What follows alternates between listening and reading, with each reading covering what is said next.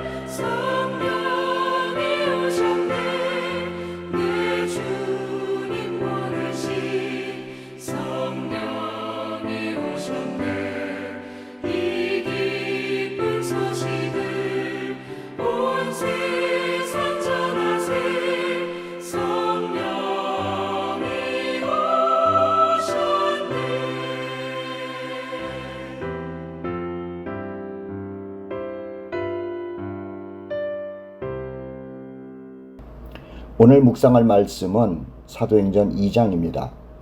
사도행전 2장은 위대한 사건을 기록하고 있는 본문입니다. 결론부터 말씀드리면 성령 하나님이 성도 안으로 임하신 것을 기록하고 있죠. 그로 인해서 소위 말하는 신약 시대가 시작된 것입니다. 그리고 교회가 시작된 것이죠. 교회는 그리스도의 몸 아닙니까? 교회의 머리이신 예수님은 하나님 우편에 계시고 그의 몸은 이 땅에 있는데 그의 몸인 우리 그리스도인 안에 성령 하나님이 들어와 계신다는 말씀이에요. 그리고 우리 안에 들어와 계신 그 성령님이 오순절날 임했다라는 것이고 그것에 대한 기록이 오늘 묵상하고 있는 사도행전 2장이라는 거죠. 그래서 사도행전 2장은 위대한 사건의 기록인 겁니다.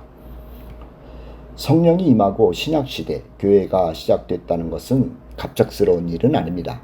이미 오래전부터 예언되었던 일이죠. 우리는 예수님에 대한 구약의 예언에는 관심이 많습니다마는 그 못지않게 성령님의 임하심으로 인하여 새로운 시대에 관한 말씀이 무수히 예언되어 있다는 것에도 관심을 가져야 합니다.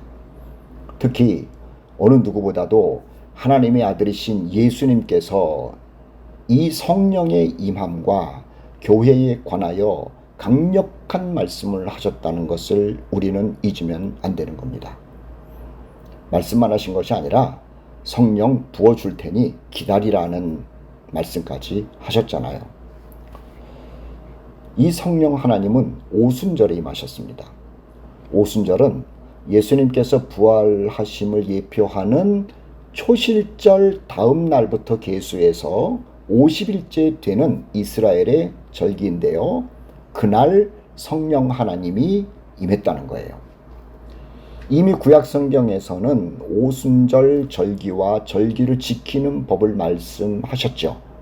성령의 임재와 교회의 탄생을 충분히 예표했다는 겁니다. 그리고 성령이 임하고 나면 세상이 어떻게 바뀔 것인지도 말씀을 하셨던 거예요. 자, 오늘 본문 중심에서 말씀을 나눠봅시다. 성령의 임하심은 매우 요란했습니다. 성령 하나님이 오실 때의 광경을 예수님이 이 땅에 오셨을 때와 비교하면 느낌이 확 옵니다. 예수님은 조용히 오시지 않았어요? 시골 동네인 베들레헴에 모든 사람들이 세상일, 다시 말하면 호적해야 한다는 것으로 정신없을 때 말구유에서 조용히 탄생하셨죠. 세상에는 아무런 일도 일어나지 않았어요. 하나님의 아들 예수님이 오셨는데 단지 극소수의 사람, 예를 들면 목자들이나 동방박사 정도가 예수님이 태어난 것을 알았을 정도죠. 그런데요, 성령 하나님의 임하심은 달랐습니다. 우선 큰 도시인 예루살렘에 임하셨죠. 그곳에 모인 사람들은 종교적인 일로 모여 있었어요. 오순절이라고 하는 종교적인 절기를 지키기 위해서 굉장히 많이 모여 있었어요. 그리고 성령 하나님이 임하실 때는 난리가 났답니다. 예루살렘에 모인 수많은 사람들이 다 깜짝 놀랄 정도의 난리였어요. 그때의 모습이 오늘 본문에 기록되어 있는데요. 1절로 3절까지 말씀을 읽을 테니까는 보십시오. 오순절 날이 이름에 그들이 다 같이 한 곳에 모였더니 호련히 하늘로부터 급하고 강한 바람 같은 소리가 있어. 이건 태풍 같은 걸 얘기를 합니다. 그리고 그들이 앉은 온 집에 가득하며 마치 불의 혀처럼 갈라지는 것들이 그들에게 보였다. 이렇게 기록하고 있죠. 여기서 중요한 것은 성령 하나님은요, 각 사람에게 임하셨다는 거예요. 각 사람이란 예수님을 믿는 사람들에게 임한 것을 말합니다. 이는 예수께서 승천하시기 전에 성령에 대하여 말씀하실 때 성령은 제자들에게 그리고 예수님을 따르는 자들에게 임할 것이라고 하신 그 말씀대로인 거죠. 물론 구약에서도 성령의 오심에 관한 예언을 할 때에 모두에게 임한다는 말씀을 하지 않았습니다. 특별한 사람에게 임하실 것을 말씀하셨죠. 물론 여기서 말하는 특별한 사람이라는 것은요, 하나님의 말씀을 받아들인 사람, 즉 하나님이 약속하신 메시아를 받아들인 사람이 성령을 받을 것이라고 예언하셨었던 겁니다. 그리고 성령을 받은 사람은요, 성령 받은 것을 알도록 하나님이 특별한 증거를 주셨답니다. 그것이 어떤 것이냐면 충만함인데요. 그 충만함은 기쁨이라고 생각하면 돼요. 그리고 다른 언어로 말하게 하는 것을 선물로 주셨어요. 3절로 4절 말씀을 읽을 테니까는 보시죠. 각 사람 위에 하나씩 임하여 있더니 그들이 다 성령의 충만함을 받고 성령이 말하게 하심을 따라 다른 언어들로 말하기를 시작하니라. 개인마다 자신에게 성령이 오셨다는 증거가 있었던 겁니다.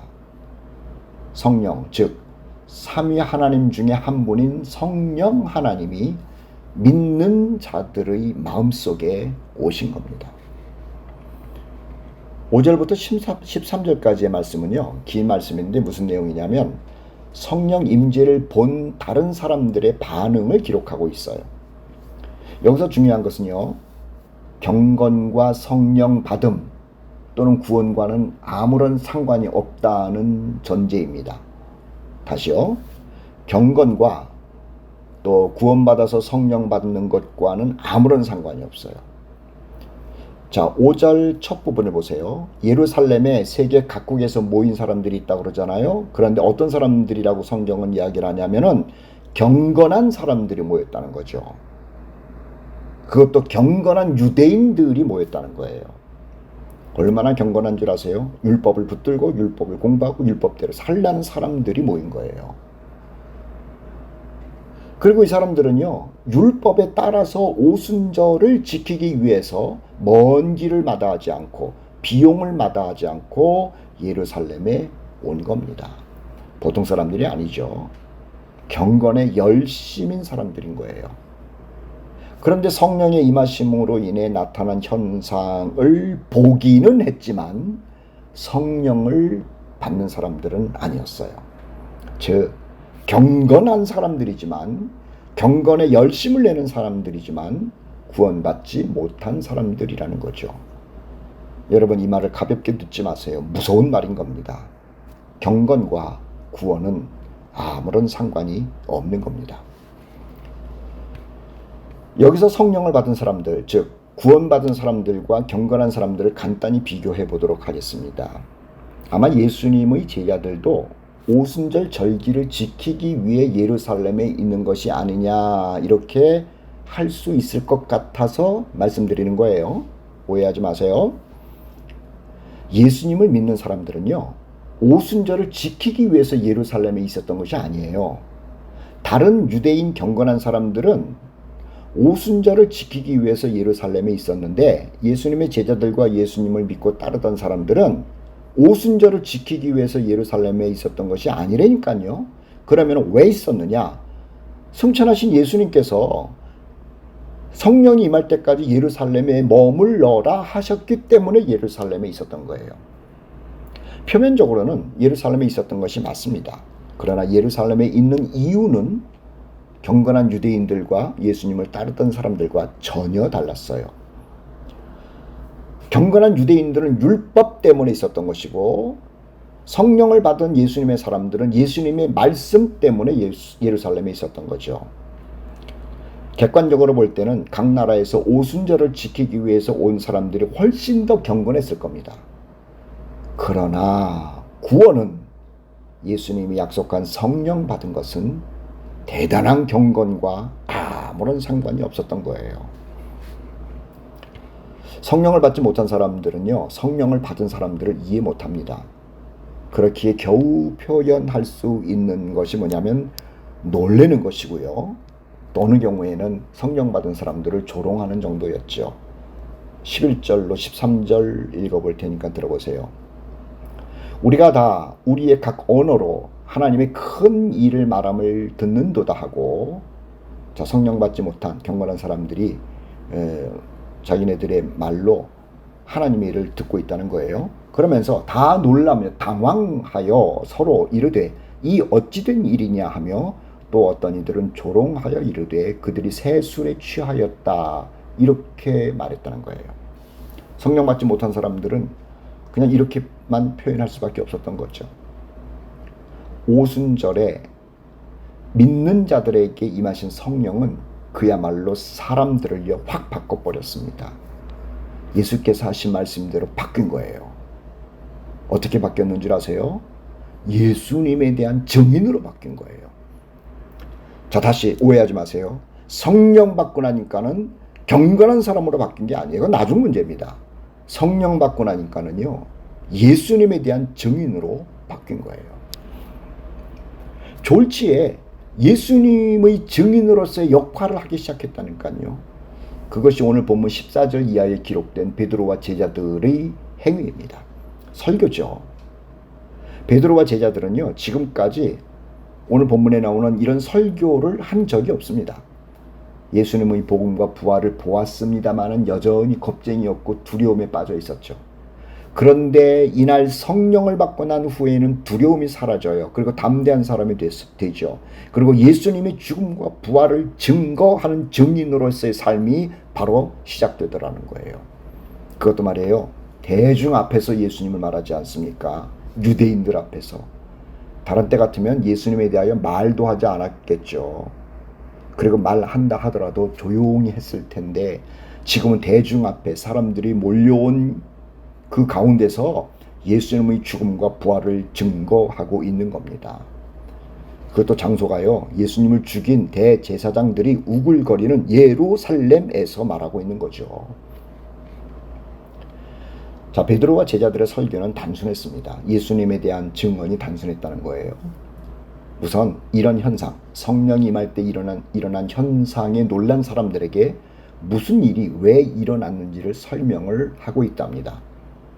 구약의 요엘 선지자가 말했던 대로 하나님의 사람에게 성령이 임했다는 말을 했지요.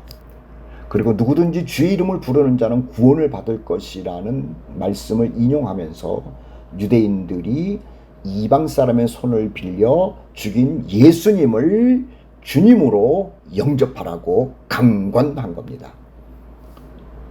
유대인들은 예수님을 죽였을지 모릅니다마는 하나님은 유대인들이 죽인 당신의 아들을 죽음에서 살리셨다는 말도 빼놓지 않았어요. 23절 24절 보세요. 베드로가 한 말입니다. 그가 하나님께서 정하신 뜻과 미리 아신 대로 내준 바 되었거늘 너희가 법 없는 자들의 손을 빌려 못 박아 죽였으나 하나님께서 그를 사망의 고통에서 풀어 살리셨다. 그리고 이 일에 베드로를 비롯한 제자들이 자신들이 증인이라고 말하고 있는 거예요. 그리고 지금 일어난 일들, 즉 경건한 유대인들이 다들 신기하게 생각하는 성령의 임하신 일에 대해서도 설명을 합니다. 이 일은 승천하신 예수께서 하늘에 오르셔서 보내주신 성령이 오신 거라고 설명하는 거죠. 33절인데요. 사람들에게 얘기하는 거예요. 그가 약속하신 성령을 아버지께 받아서 너희가 보고 듣는 이것을 우리에게 부어주셨느니라. 너희가 신기하게 생각하는 이 현상은 예수께서 우리에게 보내주신 성령이라는 거예요. 그리고 베드로가 하는 말 들어보세요. 그런데 이 부활하셔서 하나님 우편에서 우리에게 성령을 부어주신 예수를 누가 죽였는 줄 아느냐? 이스라엘이 죽였다라고 하면서 예수를 죽인 장본인들이 지금 베드로와 제자들의 이야기를 듣고 있는 이스라엘 사람들 유대인이라고 퍼붓고 있는 거예요. 그리고 이렇게 말했답니다. 36절에 그런즉 이스라엘 온 집은 확실히 알지니 너희가 십자가에 못 박은 이 예수를 하나님이 주와 그리스도가 되게 하셨느니라. 이 말을 듣는 그 유대인들이 얼마나 무서웠겠습니까? 자기네들이 죽였는데 하나님은 살렸다고 하니. 그래가지고 두려움 가운데 빠져있는 이 사람들이 물어봤답니다. 자, 성경 읽을 테니까 보세요. 그들이 이 말을 듣고 마음에 찔려 베드로와 다른 사도들에게 물어 이르되 형제들아 우리가 어찌할꼬?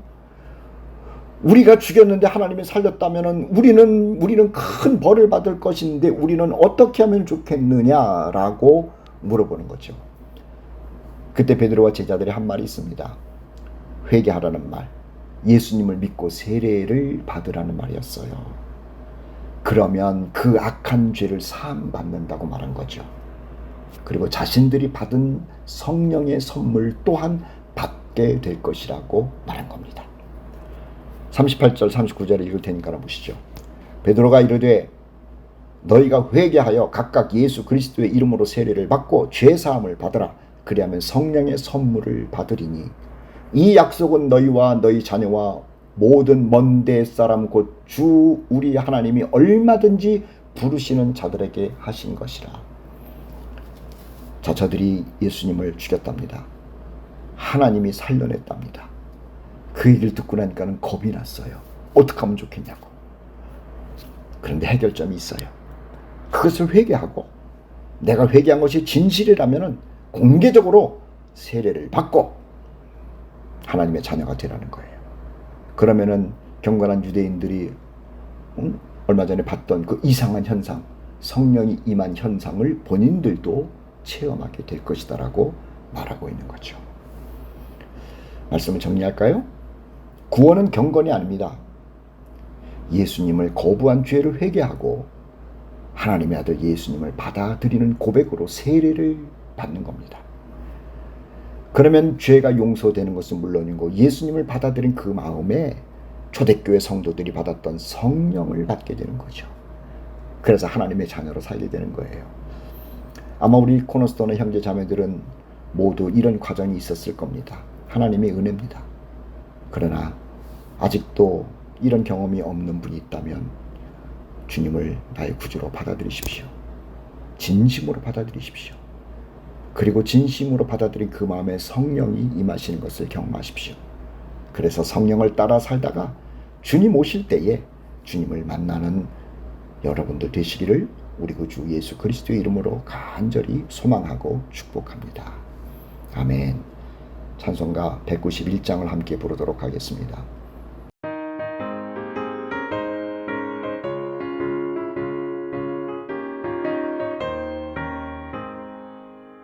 내가 매일 기쁘게 순례의 길에 남은 주의 팔에 나를 안보하며 내가 주의 큰 복을 받는 참된 비결은 주의 영이 함께함이라. 성령이 계시네 할렐루야 함께하시네. 좁은 길을 걸으며 기뻐하는 것 주의 영이 함께함이라. 저는 죄에 빠져서 평안함이 없을 때 예수 십자가의 공로 힘입어 그 발 아래 엎드려 참된 평화 얻음은 주의 영이 함께함이라. 성령이 계시네 할렐루야 함께하시네. 좁은 길을 걸으며 밤낮 기뻐하는 것 주의 영이 함께함이라. 나와 동행하시고 모든 염려하시니 나는 숲의 새와 같이 기쁘다. 내가 깊은 밤으로 주의 뜻을 행하는 주의 영이 함께함이라. 성령이 계시네 할렐루야 함께하시네. 좁은 길을 걸으며 밤낮 기뻐하는 것 주의 영이 함께함이라. 세상 모든 욕망과 나의 모든 정욕은 십자가의 힘이 못을 받았네. 어두운 밤이 지나고 무거운 짐 벗으니 주의 영이 함께함이라. 성령이 계시네 할렐루야 함께하시네. 좁은 길을 걸으며 밤낮 기뻐하는 것 주의 영이 함께함이라. 다 함께 기도하겠습니다. 사랑과 은혜가 풍성하신 하나님 아버지, 오늘은 사도행전 2장 말씀, 성령 하나님이 믿는 자 안에 임하셨다는 말씀을 들었습니다. 우리가 하나님을 알고 예수님을 알고 그 예수님을 받아들여 우리 하나님을 아버지로 부르고 살고 있는데 우리 가운데 하나님의 영이 오셨다는 말씀 알게 하심을 감사합니다. 아버지요, 내 안에 계신 성령께서 이 모양 저 모양으로 우리를 인도하시고 또 깨닫게 하실 때에 감사함으로 순종하게 하시고, 그리고 내 안에 계신 성령을 따라 살다가 우리 주님 오실 때에 주님을 만나는 우리 공동체가 되게 하여 주시옵소서. 성령을 보내주신 하나님을 찬양합니다. 우리 예수님을 찬양합니다. 내 안에 계신 성령 하나님을 찬양합니다. 영광 받아 주시옵소서. 우리 구주 예수 그리스도의 이름으로 기도하옵나이다. 아멘. 오늘도 성령 하나님과 동행하는 형제 자매들 되시기를 주님의 이름으로 축복합니다. 아멘.